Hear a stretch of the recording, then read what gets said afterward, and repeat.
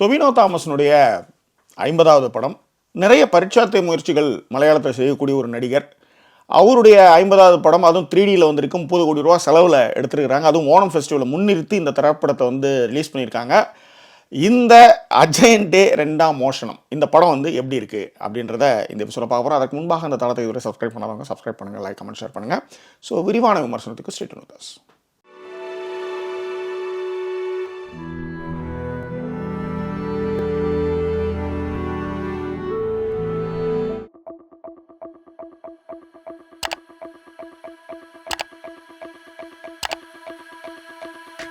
அஜயன்டே 2ஆம் மோஷனம்.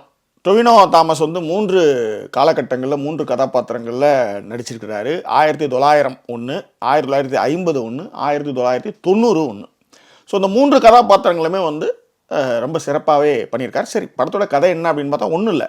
திருட்டு பட்டம் சுமற்றப்பட்ட, அதாவது தாத்தா திருடன்றதுனால பேரனையும் திருடன்னு சொல்கிறாங்க. அந்த திருட்டு பட்டம் சுமத்தப்பட்ட ஹீரோ அவனுடைய திருட்டு பழியை கலைஞ்சானா இல்லையா, இதுதான் இந்த படத்தினுடைய கதை.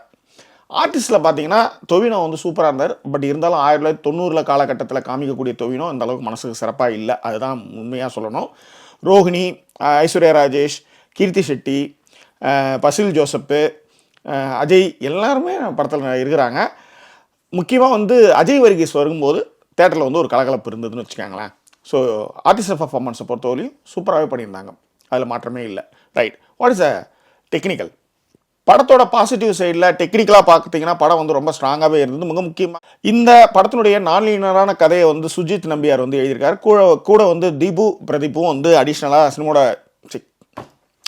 இந்த படத்தினுடைய நான்லீனியர் வெர்ஷனா இந்த படத்தினுடைய திரைக்கதை வந்து நான்லீனியராக வரும். ஏன்னா 1900, 1950, 90 அப்படின்னும் போது நான்லீனியராக வருது. இதற்கான திரைக்கதையை வந்து எழுதியிருக்கிறவர் வந்து சுஜித் நம்பியார் தான் எழுதியிருக்கார். கூட வந்து தீபு பிரதீப்பும் சேர்ந்து இணைந்து எழுதியிருக்கிறாரு. அதே நேரத்தில் முக்கியமாக பாராட்டப்பட வேண்டியது வந்து சினிமோடோகிராஃபி ஜோமன் டி ஜான் அவர் தான் வந்து சினிமோடோகிராஃபி. முக்கியமாக அந்த கலரி ஃபைட், கிளைமேக்ஸ் கிட்ட வர கலரி ஃபைட், அதற்கான ஆங்கிள்ஸு, முக்கியமாக அந்த சின்ன சின்ன விஷயங்கள்லாம் பண்ணதுக்கெலாம் வந்து க்ளோஸ்அப் வச்சது, ஸ்லோ மோஷன். இன்னொன்று அந்த தண்ணியில் வந்து ஒரு ஃபைட் நடக்கும். ஆக்சுவலி ஃபுல்லாக மரம் சிலையை தூக்கிட்டு ஓடும்போது ஒரு சண்டை நடக்கும். அந்த சண்டை காட்சியிலையும் சரி, அதுக்கான லைட்டிங்கும் சரி, சும்மா சூப்பராக இருந்தது. ரொம்ப லைவ்லியாகவும் இருந்து, அதனால் கண்டிப்பாக அதுக்கு பாராட்ட வேண்டும்.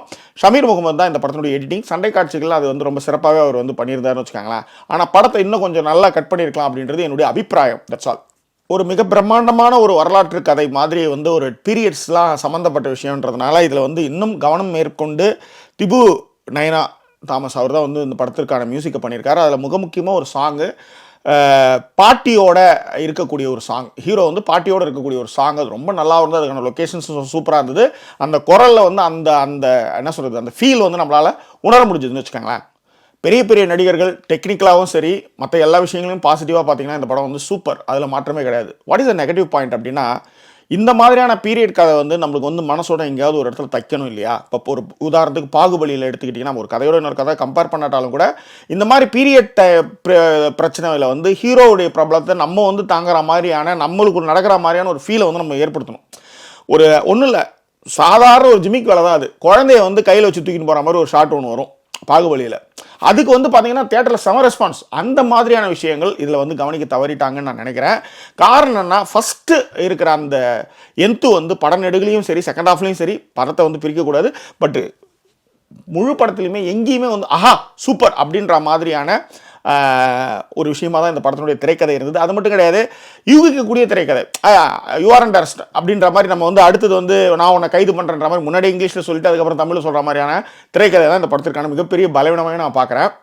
படத்தில் டேக்கவேன்னு பார்த்தீங்கன்னா, ஊருக்காகவும் சமூகத்துக்காகவும் நீங்கள் என்றைக்குமே வாழவே முடியாது. நீங்கள் எப்படி தான் வாழினாலும், எப்படி தான் நீங்கள் யோகியமாக இருந்தாலும், ஒரு முத்திரை குத்தினாங்கன்னா அதுலேருந்து அவங்க நகரவே மாட்டானுங்க. அதை வச்சு அவனுக்கு எல்லாம் அவங்களுக்கான காரியத்தெல்லாம் அவனுக்கு பண்ணிக்குவானுங்க. அதனால் சமூகத்தை வந்து பெருசாக நீங்கள் வந்து மதிக்க வேண்டிய அவசியம் இல்லைன்றதான் அந்த படம் கற்றுக் கொடுக்கக்கூடிய விஷயம்னு வச்சுக்கோங்களேன். வாட் இஸ் த கன்க்ளூஷன் அப்படின்னா, படம் வந்து அந்த அளவுக்கு செல்ஃப் எடுக்கலை அப்படின்னு தான் சொல்ல முடியும். ஆனால் டெக்னிக்கலாக படம் வந்து ரொம்ப ஸ்ட்ராங்கு. ஆனால் அதுவே முழு படத்தையும் பார்க்கறதுக்கான தகுதியான்னு கேட்டால் இல்லை. ஆனால் சின்ன பசங்க இந்த படம் அந்த என்ன சொல்கிறது, டைம் ட்ராவலர் அது இதுன்னு சொல்லி பசங்க ஒன்றா, குட்டி பசங்க ஒன்றா வந்து லைக் பண்ணுறதுக்கு வாய்ப்புகள் நிறையவே இருக்குது. அடல்ட் இந்த படம் பார்க்கும்போது என்னதான் கடைசியில் சொல்ல வரீங்க அப்படின்ற அந்த கேள்வி இருக்கு இல்லையா, அது எழறதை வந்து தவிர்க்க முடியல. ஸோ இந்த திரைப்படத்துக்கு மார்க் அதெல்லாம் ஒன்றும் இல்லை. அதேமாதிரி பெருசாக வந்து சீன்ஸ் அந்த மாதிரியான விஷயங்களும் இல்லை. அதனால் குழந்தைங்களோட போய் கண்டிப்பாக பார்க்கலாம். கீர்த்தி ஷெட்டி வர இடங்கள், அது மிக முக்கியமாக அந்த பஸ்ஸில் வந்து ஒரு ட்ராவல் வரும். அது ஒரு சாங் சீக்வன்ஸுக்கு வச்சுருந்தாங்க. அந்த சாங் சீக்வன்ஸ், அதுக்கான காஸ்டியூம்ஸ் எல்லாமே சூப்பர். அதே நேரத்தில் 1900 பீரியட் டைம் அப்படின்னும் போது 1990 1990 இருக்கக்கூடிய காலகட்டம் போது அந்த கொடை, டிவி அந்த மாதிரி விஷயங்கள்லாம் வந்து ஓகே. பட் ஆனால் எதுவுமே சுவாரஸ்யத்தை கொடுக்கல அப்படின்றதும் எல்லாமே வேலைக்கேற்ற நீர் அப்படின்றதும் நம்ம சொல்லக்கூடிய விஷயம். வேற என்ன, இந்த திரைப்படம் குறித்து உங்கள் கருத்துக்கள் உங்களுக்கு தெரியப்படுத்துங்க. இன்னும் வேறொரு எபிசோடு உங்களை நான் சந்திக்கிறேன். அவர் நன்றி, உங்கள் ஜாக்கி சேகர். நன்றி, வணக்கம்.